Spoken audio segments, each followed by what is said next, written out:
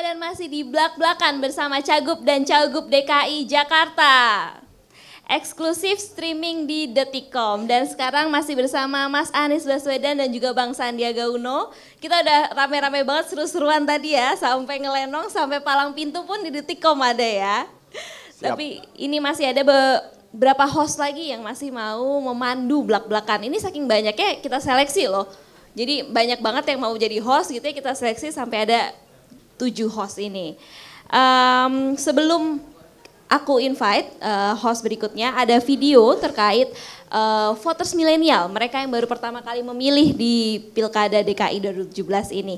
Seperti apa kata mereka tentang Anies Sandi dan juga pesan-pesan mereka, kita saksikan video yang satu ini.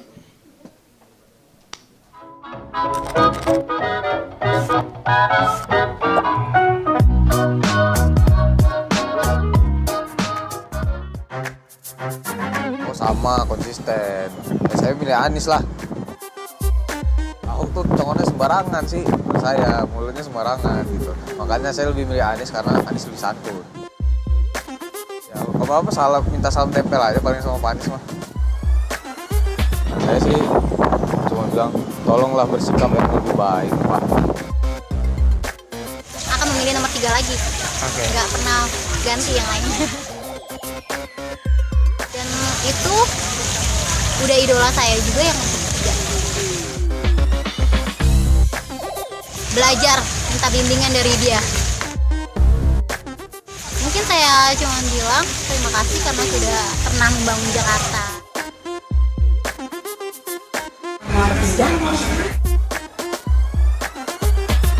Karena kayaknya menurut Ina sendiri karakter dari paslon 3 itu lebih cocok menjadi pemimpin Jakarta. Harapannya kalau misalkan mereka terpilih bisa sesuai dengan janji yang mereka kasih ke masyarakat. Apa ya? Nggak ada deh kayaknya. Pilih Pak Anies dong. Ya sama, masih pilih Pak Anies.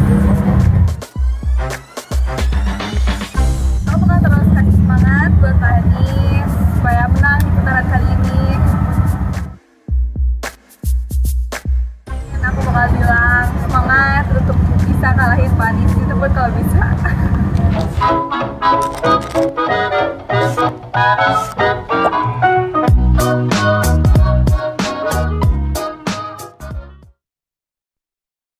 Tanggapan dari voters milenial, mereka kebetulan lagi yang milih Anies Sandi semua dan tadi ada macam-macam alasannya.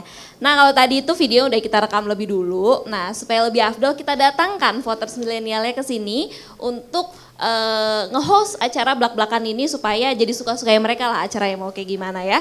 Host yang pertama mau saya panggilkan, ini usianya 18 tahun.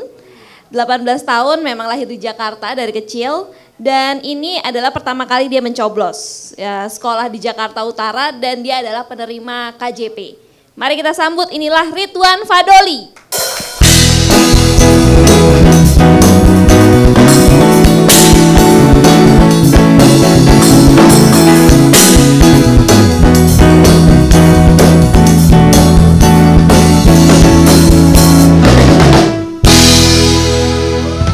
Tepuk tangan dulu untuk Ridwan.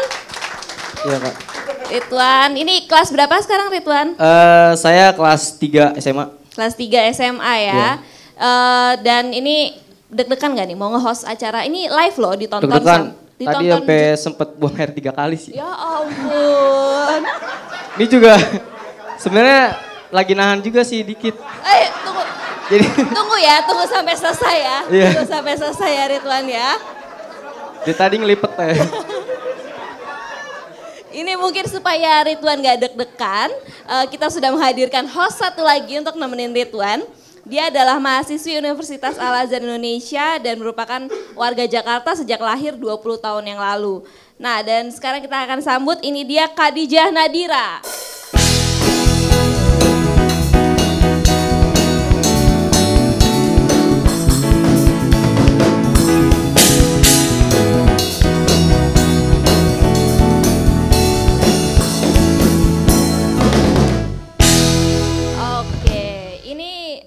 Dira ya, panggilannya Dira ya. Iya, betul, Udah Dira. semester berapa sekarang Dira? Alhamdulillah udah semester 4 sekarang lagi, pertengahan semester. Semester 4, pertengahan ya. Ini deg-degan gak akhirnya bisa ketemu sama Mas Anies dan Bang Sandi? Apa udah pernah ketemu? Belum sih, sebelumnya ketemu langsung belum. Alhamdulillah bisa ketemu sekarang. Oke, ini karena udah ada Ridwan, siap Ridwan? Insya Allah. Insya Allah siap ya, tahan ya. Iya. Ini beberapa menit lagi kok nanti ya selesai. Oke, untuk Ridwan dan Dira, acaranya diserahkan ke Ridwan dan Dira. Selamat nge-host, selamat wawancara Anies dan Sandiaga. Ya, oke. Mana tepuk tangannya dulu? Ya, selamat sore untuk para pemirsa Detikers di rumah yang lagi nonton di HP, di laptop atau di warnet. Ya, di sini saya sama Kak Nadira ingin tanya-tanya sama Bapak Sandi, sama Pak Anies juga. Dapat salam Pak Sandi katanya ganteng dari teman saya. Ibu, salam balik. Salam balik ya Kak. Ayo Kak. Oke, kabar baik ya alhamdulillah ya Pak Anies, Pak Sandi. Alhamdulillah. Gimana nih Pak, ngelihat pagi ini jalan Jakarta lumayan macet ya Pak ya. Saya soalnya jauh, sebenarnya rumah saya dekat di Kalibata, ke sini perlu waktu 30 menit. Lumayan lama banget tuh ya Pak ya macet ya. Saya jadi gini Pak, saya sebagai mahasiswi khususnya saya nih pengguna transportasi online ya.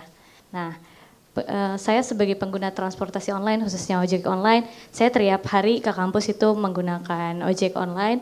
Sebenarnya itu kita sebagai pengguna transportasi online ini pusing gitu loh dengan macetnya Jakarta ya. Tapi bukan dengan hanya macetnya Jakarta aja, karena cuaca yang nggak bisa kita prediksi ini tiba-tiba mungkin datang hujan, tapi saya tidak menyalahkan cuaca gitu loh. Saya bisa pakai jas hujan, tapi di samping itu ketika saya lagi menggunakan transportasi online, nah mungkin pas kita ngelihat jalanan banyak ada genangan, ada banjir di mana-mana yang menyebabkan saya lebih lama lagi kan datang ke kampus gitu loh. Dan juga tidak menutup kemungkinan buat ada jalanan yang bolong dan juga tambalan yang nggak bagus dan segala macam. Jadi yang seharusnya saya ke kampus hanya 20 menit bisa memakan waktu dengan ojek online tuh bisa jadi hampir sejam lebih gitu loh Pak.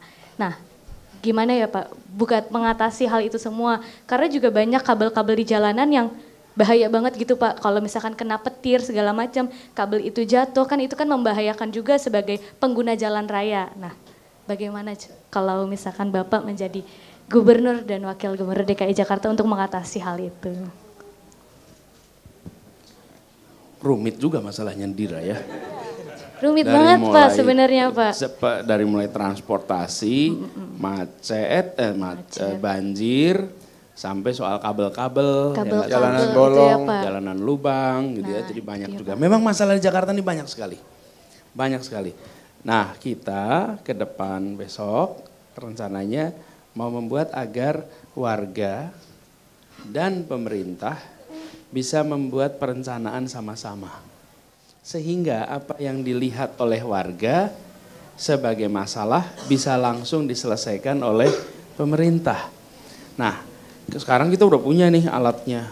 Di Jakarta juga sekarang sudah dimulai. Dimulainya dengan transparansi data. Nah, ke depan transparansi terus diteruskan, jadi partisipasi. Jadi datanya ada, kita tahu di mana letak masalahnya, di mana letak banjirnya, di mana letak jalan-jalan yang bermasalah. Dari situ kemudian dimasukkan dalam rencana untuk dibereskan. Jadi dengan begitu problem-problem seperti ini bisa ditangani.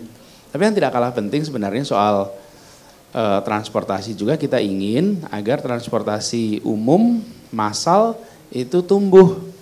Transportasi umum massal ini punya fungsi untuk memastikan warga Jakarta dari mana saja bisa pergi kemana saja. Kenapa? Karena transportasinya nyambung. Kalau transportasi nyambung itu kita naik, misalnya naik satu kendaraan sampai satu halte, dari situ bisa pindah ke kendaraan yang lain dan nyambung. Nah, hari ini belum. Hari ini rute di Jakarta itu masih terbatas. Banyak tempat yang terpaksa naik ojek atau naik taksi karena kendaraan umumnya belum lewat di sana. Nah, ke depan rutenya ditambah, tapi yang tidak kalah penting kita akan membuatnya Programnya namanya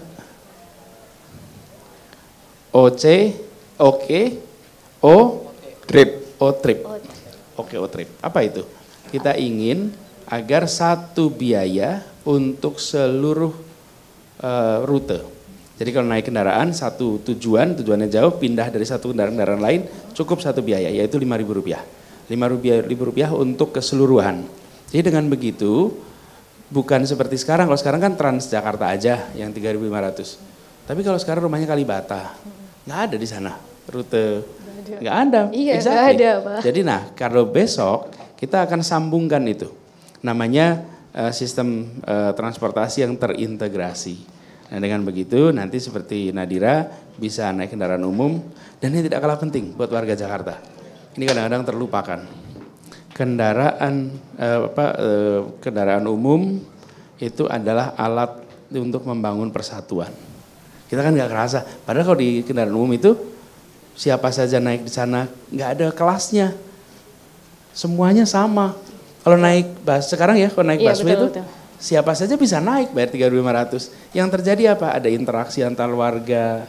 Warga kemudian menggunakan kesempatan ini untuk bisa ada pengetahuan tentang satu sama lain. Jadi kita ingin mobilitas warga Jakarta mudah, harganya murah, nyaman, aman, dan membuat warga Jakarta bisa berinteraksi satu sama lain. Luar biasa, berarti 5.000 bisa keliling Jakarta ya, boleh tepuk tangannya dong semuanya. Ya. Gantian ya Kak. Ya gimana nih kalau misalkan buat anak SMA nih, kan kalau aku sebagai mahasiswi. SMA itu saya pribadi sekolah itu ngerasa saya itu seperti bos. Jadi gini ya. Luar biasa seperti bos. Kita sekolah gratis nih. Udah itu dapat KJP, dapat acara-acara uang seminar, uang bos, uang apa itu saya seneng gitu lah. Ibaratnya kita sekolah digaji. Tapi saya kelas 3 ini lagi stres yang namanya kuliah, Pak. Mungkin kakak juga pernah SMA, stres namanya kuliah. Karena rata-rata kuliah itu yang masuk ke situ tuh yang akademiknya bagus rata-rata Pak. Untuk SNMPTN aja kita yang dilihat nilai raport. Ya kan, padahal nilai bisa aja diubah ya kan. Karena Indonesia itu butuhnya skill Pak. Nah jadi saya pengen antara akademik dan akademik itu harus bisa sinkron. Mungkin ada yang non akademik jalur prestasi, ada yang masuk tapi bisa dihitung jari lah Pak jumlahnya. Dan uang SPP-nya juga mahal Pak, uang gedung kuliah. Jadi itu banyak orang yang berpikir dua kali yang keluarga ekonominya ibaratnya di bawah rata-rata itu bakal mikir untuk ngulain anaknya gimana karena mungkin akademiknya jelek atau non akademiknya jelek gitulah pas-pasan. Gitu Pak pertanyaannya. Jadi saya pengen uang gedung nggak ada kuliah. Wah, uang gedung nggak ada berarti saya nggak bayar kuliah ya jadinya ya Pak ya. Bisa nggak Pak gratis tuh Pak? Kan demi masa depan enaknya Pak. gitu, kuliahnya gratis, bukunya gratis, dosennya gratis, berangkatnya gratis gitu ya. Iya Pak. Enak ya Di hidup sekolah gratis semua gitu, ya. gitu ya. Alhamdulillah tapi tuh enak kalau gratis semua. Pasti harus ada yang bayar kan? Pasti. Harus ada yang bayar, pasti ada yang bayar. Nah jadi kita ke depan, pertama untuk SMA, sampai SMA kita ingin beresin itu. Terus yang kedua, nanti KJP-nya pun bisa untuk anak-anak yang kuliah. Jadi kuliah pun akan bisa tercover dengan Bisa buat saya nggak KJP. Pak? Tapi yang kenapa? Bisa buat saya nggak? Maksudnya mau KJP juga? Enggak, maksudnya biaya-biaya yang gratis itu juga. Iya. Transportasi gitu. Gini, transportasi ya, justru itu yang akan kita lakukan.